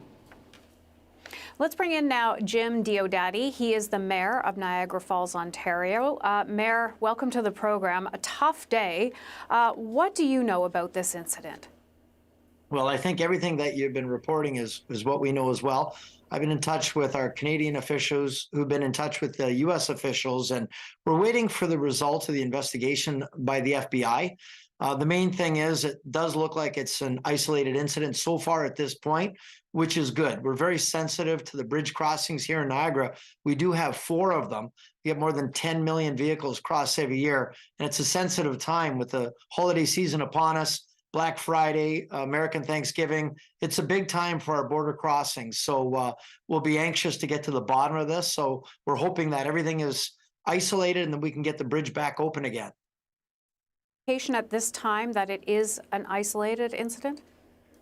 That's the latest information that we have. So we're waiting again for the investigation results to come forward, but that's the latest information that we have at this point. How is it impacting your city, not just the bridges, but within the city as well? Well, you know, here when you live on a border town like Niagara Falls, we say there's Niagara Falls, USA, Niagara Falls, Canada. We're one big city divided by a border. And for us, it's nothing to go across the river, to have something to eat, to go shopping, to visit family and friends. So it's disruptive. And we just went through it with COVID. And of course, 22 years ago with 9/11. So it's very disruptive for border communities when the borders close down. And of course, everybody gets concerned because of the cross-border travel and trade, the splitting up of families. You know, it has a huge impact on us. So everybody, you know, holds their breath when they hear anything to do with the borders. I was just coming out of an appointment at lunch when I saw my phone blowing up and it said borders closed. And I thought, oh no. And that's the one thing that keeps us up at night. When anything sensitive happens around those borders, it's always cause for concern. Yeah, absolutely. We have been hearing from a governor on the other side. We're also hearing from reporters on the ground that the Rainbow Bridge could be closed for 2 to 3 days, and that may be the minimum amount of days. What are you hearing on that? Yeah, you know what? I don't think they're going to open it up too quick. There's been quite a bit of damage that's been done there. And I'm sure any kind of investigation, when it concerns the loss of life, it typically takes quite some time. Luckily, we do have some other bridges. There are other means to get across. It's when you shut down all of them, that's what's really disruptive. Some people need to get to the airport in Buffalo so that they can fly to visit their loved ones. A lot of people have got plans, and those are the ones that are really in a tough spot right now. Yeah, let me just give you an update from Buffalo Airport as well. This just coming in, my senior producer putting this in, is that the Buffalo Airport on X is saying it is open. So a little bit of good news there, but for people who need to travel there, it looks like the Rainbow Bridge is expected to be closed for quite some time, as we're hearing from the mayor here. How much will this impact business as well? We know a lot of trucks cross this bridge too. Well, billions of dollars of trade cross our borders every day. So it's hugely impactful. And of course, you know, we just kicked off our Winter Festival of Lights The holiday tourism season is in full step. And of course, this is the busiest retail weekend of the year, for the Americans with a Thanksgiving weekend. So it definitely could have a huge impact. It depends on how long and how many bridge crossings are closed. I mean, we're used to getting around. If one is busy, we go to another one. But I feel bad for those people that need to get to the Buffalo airport right now. There is no way to do it, no easy way to do it. So it's really difficult for them. If we can get the other bridges opened up, we can deal with it. If they're all going to remain closed, it all depends on the findings of the investigation, whether it's isolated or not, and what the cause of the explosion was. That's what we're holding our breath for. You have had a chance to speak with the New York governor, I'm told, as well as police. What are they telling you? Well, we're all hearing the same thing, and there's been a lot of speculation, and the story's changed several times. Certainly, we want to make sure we wait for the facts before we, go saying exactly what happened. So far, we all shared the facts that I just expressed earlier, and for the details, the specifics, those are the things that we're waiting on, and those will determine if and when the bridges do open back up. What are you hearing from others in your community, too? We were just talking about, oh my gosh, we went through COVID, there was 9/11. What are other people in the community saying?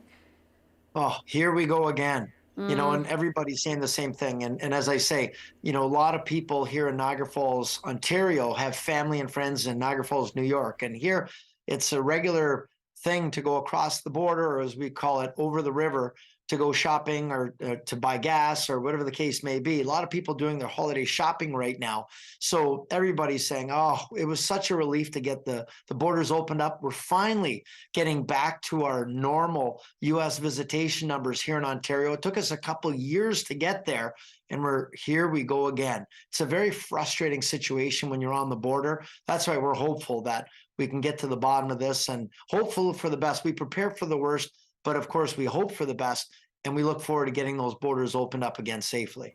Are you hearing anything about the other bridges that have been affected as well? Because, I know they're around your area. It's not Rainbow, which is directly in your Mara, but there's also Queenston, Lewiston, Fort Erie, and also Whirlpool, which is a Nexus crossing. Any updates that you may be hearing about those bridges? No, we've had discussions with some of the CBSA people that work on these bridges. Everybody's waiting for orders from above. And you're right, the Whirlpool Nexus crossing is right here by City Hall. And it's a very popular one for locals. So everybody right now has had to alter their plans at this point, and we all understand what it is and why. But the main thing is there's a lot of questions out there, a lot of speculation. But in today's age of media and instant access to everything with the internet, people are watching videos and they're getting updates all over the place. But unfortunately, not all the facts are getting shared. So luckily with major media, you sift through and determine the facts from the fiction. Yeah, exactly. We've got to take it slow, make sure we report the accurate things. What is your message to people in your community? Well, first thing is sit tight. Don't jump to any conclusions. The old saying, measure twice and cut once. Yeah. And that's what we're doing. And everybody's holding their breath right now. And so I'm saying give the investigators enough time to do their investigation. And they're feeling the pressure. They know how important these border crossings are, and especially the timing. And we want to do all that we can to get them open as soon as possible. The good news, they haven't closed borders in other jurisdictions like Windsor and Sarnia, which I think sends an indirect message that it looks like it would be an isolated incident. But having said that, I don't want to jump to conclusions just yet. Yeah, absolutely. And just before I let you go, you're giving us such good information here. Have you had a chance to speak with the Prime Minister about this, maybe the Minister of Public Safety, any of your federal counterparts? I have had a discussion with some of my federal counterparts, and as I understand it, they're getting briefed, I think, probably at this moment. So I'm sure there'll be some official statement from the federal government as well, and I'm sure they'll have even better information. And who do you plan on, staying in contact with? I'm sure it's going to be a busy night still for you. Well, my phone just blew. Everyone's calling me. Yeah.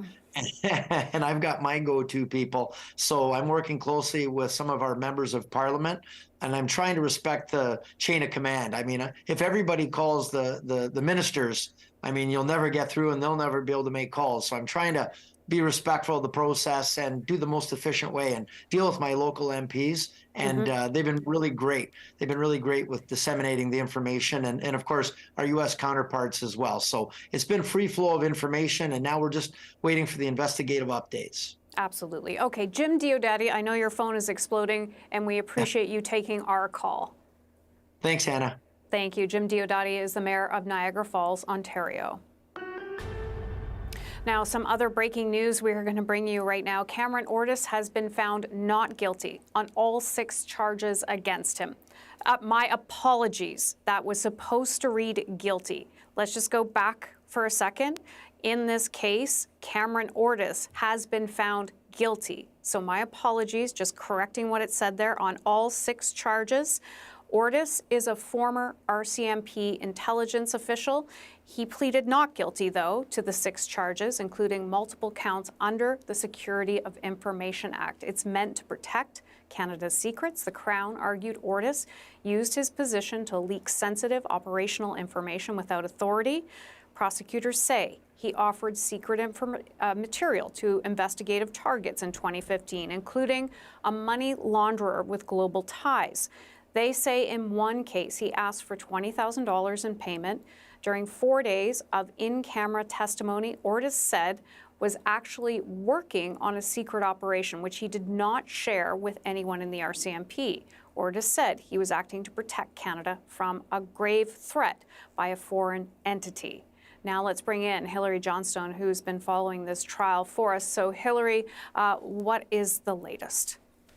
Hannah, Cameron Ortis, that 51-year-old former RCMP intelligence official, has been found guilty on all 6 charges that he was facing. He had been facing those 6 charges, including multiple counts under Canada's Security of Information Act, which is meant to protect Canada's secrets. It was also the first time that those charges under that Security of Information Act had ever been tested in court. So let's just go through the backstory here a little bit. So Cameron Ortis had pleaded not guilty to those 6 charges. He used to lead an RCMP unit that had access to both Canadian intelligence and also Allied intelligence as well. He's a former civilian member of the RCMP, important here to point out as well.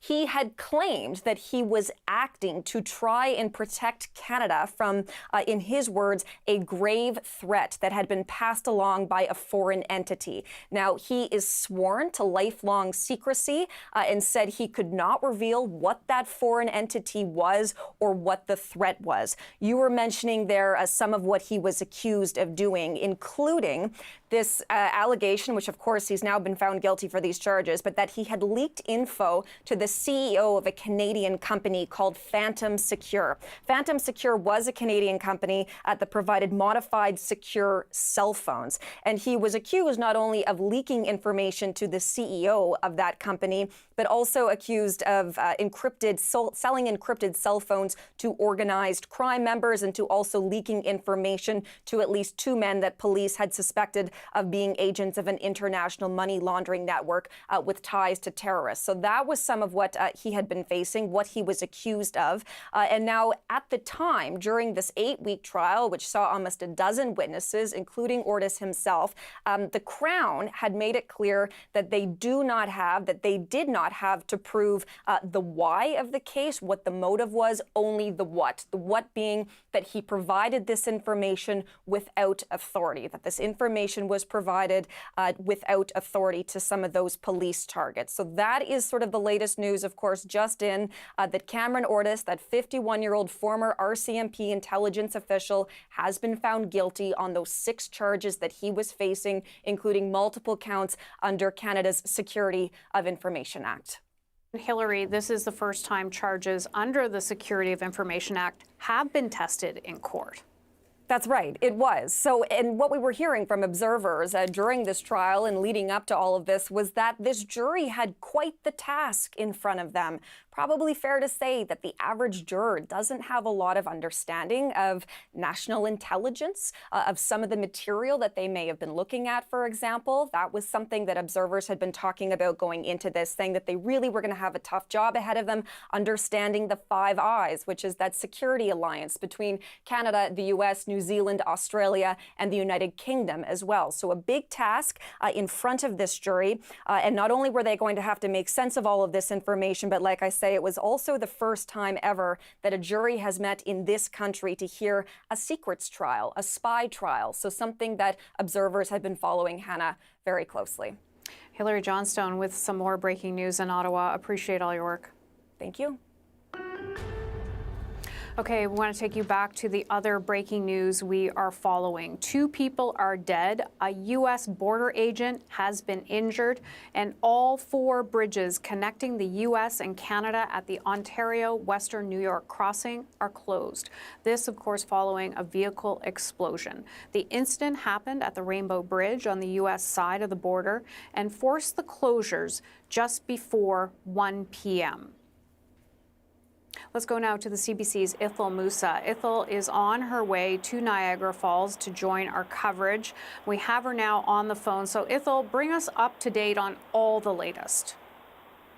Well, Hannah, just, as you mentioned, we're on our way, and there are signs that are informing drivers that the borders are closed if they have any intention of crossing into the U.S. From Ontario. As you mentioned, all 4 bridges connecting Ontario to Western New York are closed.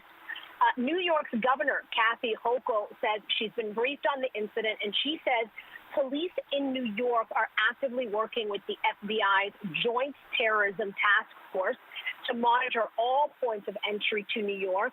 The FBI also has a bureau in Buffalo that is working on this. Now, we do not know whether this incident is at all connected to terrorism. That is what officials are trying to investigate, what the motive was, whether it was an accident or intentional.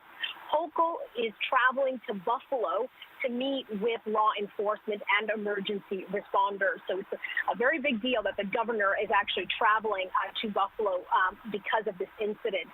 And of course, this is all happening a day before American Thanksgiving. It is one of the busiest travel days in the United States. The Buffalo Niagara International Airport has tweeted that it is open and fully operational, but additional security measures are in place until further notice. What does that mean?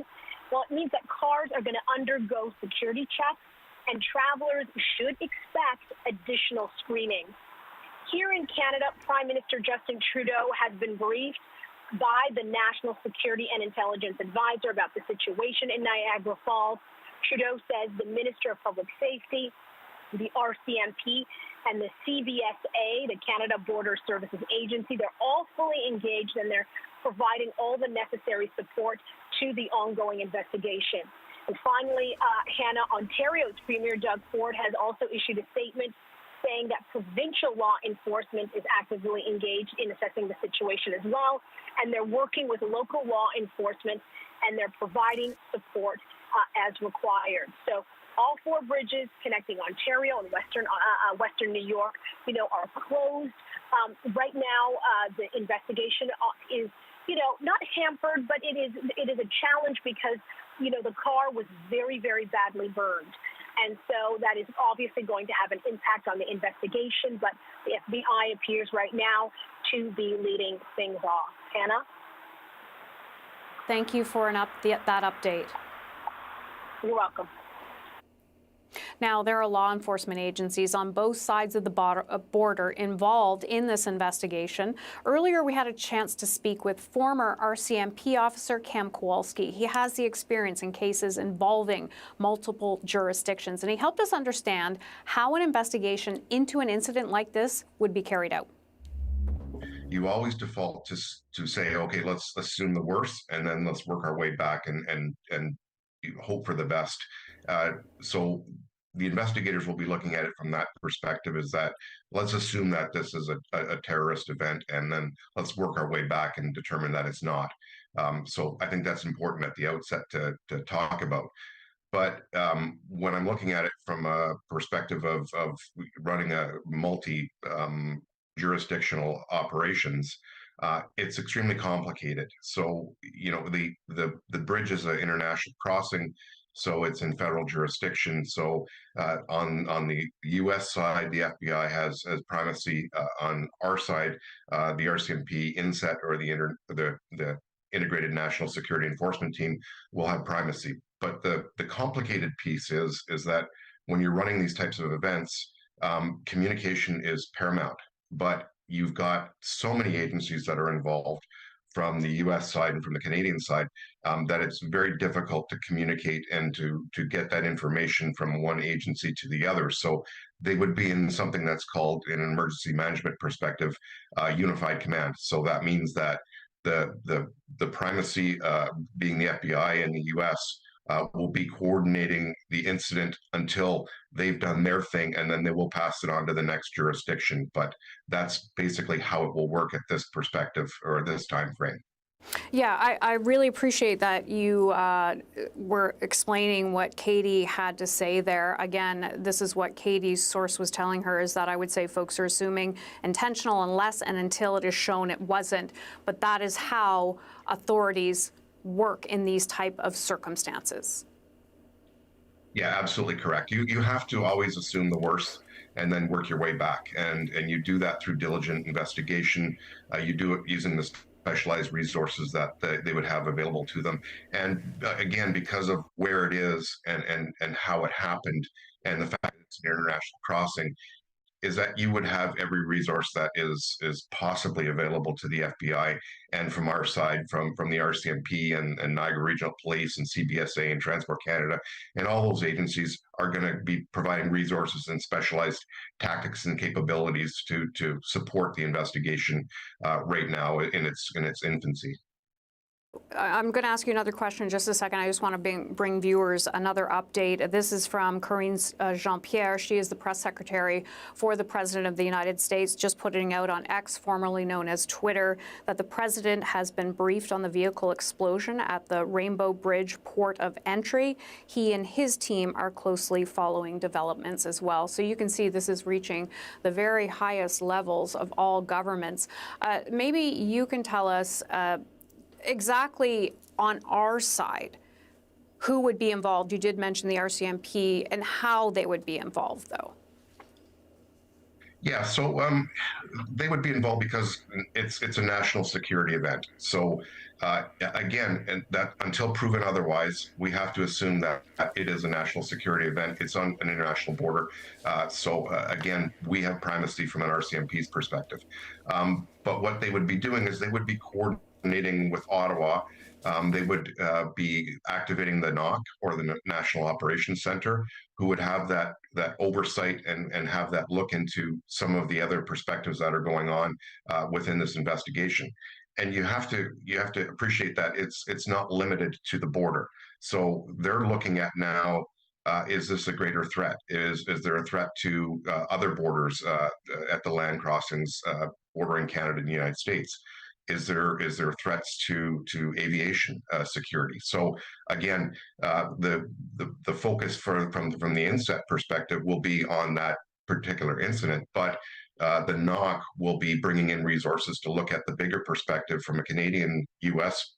standpoint to say, is this a coordinated effort to thwart some security efforts at the borders or at the airports or such? So they'll be looking at intelligence feeders throughout the country and throughout North America. That is former RCMP officer Cam Kowalski speaking with us a bit earlier from Hamilton, Ontario.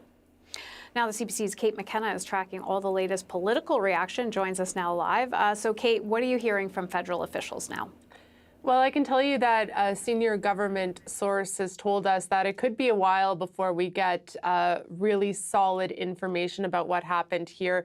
And part of the reason for that is that the car is very burnt up, and as well, there were 2 people inside, the federal official says, and those people died. So piecing together exactly what happened and why it happened could take a little while. And of course, when the government was first told about this, according to this source, they believed that it could have potentially been a possible terrorist attack, but this source does want to caution that there's no firm conclusion at this point as to whether or not it was intentional or not. We heard from the Prime Minister earlier today. He arrived at question period and left soon after, saying that he was being briefed by different public safety authorities on this. And as well, we heard the first official that we heard on this was Public Safety Minister Dominic LeBlanc, who said that he was being briefed by American authorities. We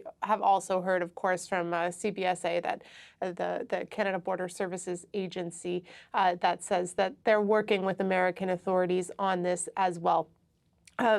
Here is what Dominic LeBlanc said earlier today. Well, obviously, any time a piece of infrastructure as important to Canada and the United States, like a border crossing, sees this kind of violent circumstance, it's a source of concern for the government of Canada and for the United States. So we're taking this circumstance very seriously. But to speculate on the origin of this particular circumstance, the reasons why this may have happened, until we have more accurate information, is simply not responsible. So Dominic LeBlanc really underscoring how important it is to wait for all of the facts to be made public before making any assumptions or conclusions about what happened at Rainbow Bridge earlier today. As well, from a senior government source, there were some conflicting reports earlier in the day as to whether or not the car originated in Canada or the United States. A senior government source says at this point, Canada is highly confident that it originated in the United States. And of course, we've heard from witnesses who report something similar, who report seeing something similar. And we also heard from some leaders of the opposition, including Pierre Poilievre, the leader of the Conservative Party, who got up in question period and started on a rather somber note, asking about this. And we also heard from the leader of the NDP, Jagmeet Singh, who said that this is a very serious matter. Hannah? Kate McKenna in Ottawa, thank you for all your great coverage today. Appreciate it. And our breaking news coverage of the car explosion at the border between Ontario and New York will continue. Power and Politics is next on CBC News Network, and our David Cochrane will be speaking with the Minister of Public Safety. Stay with us.